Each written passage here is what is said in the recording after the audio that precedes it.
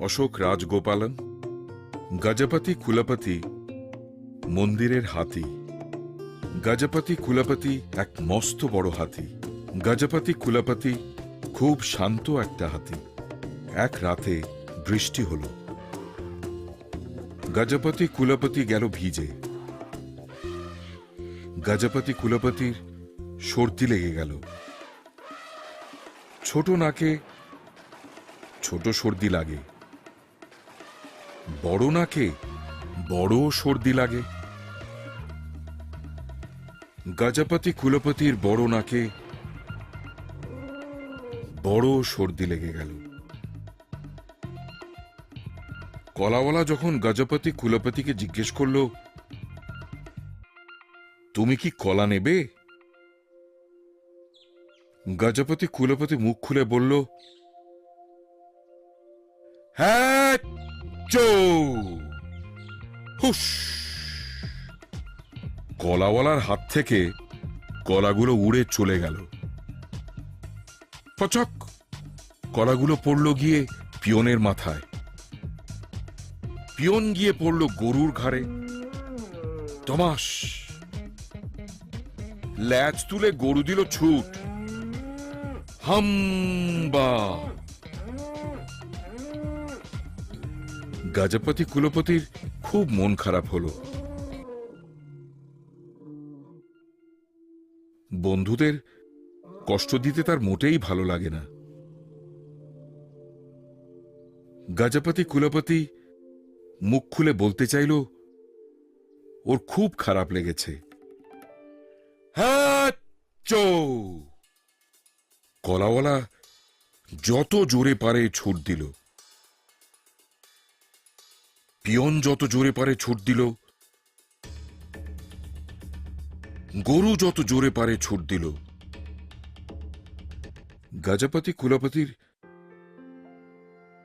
খুব খুব দুঃখ হল। সে তার বন্ধুদের আঘাত দিতে চায়নি। মনের দুঃখে গজপতি কুলপতি সারাদিন মন্দিরের দেয়ালের আড়ালে লুকিয়ে রইল।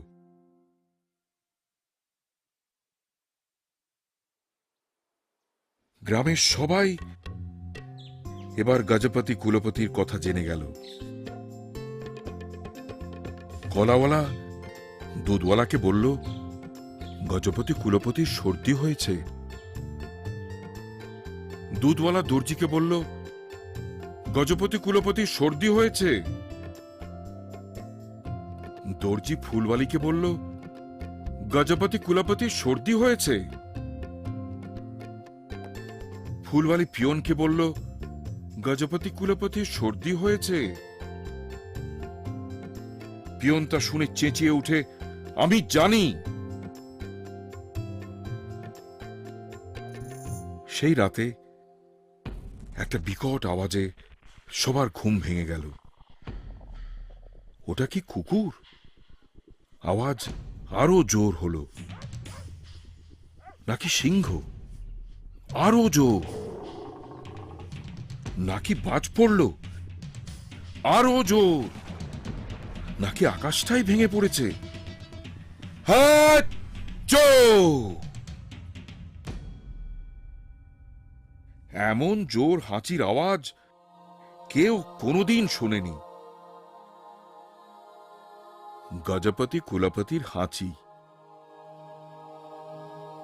সবাই মাথা নেড়ে শুতে চলে গেল।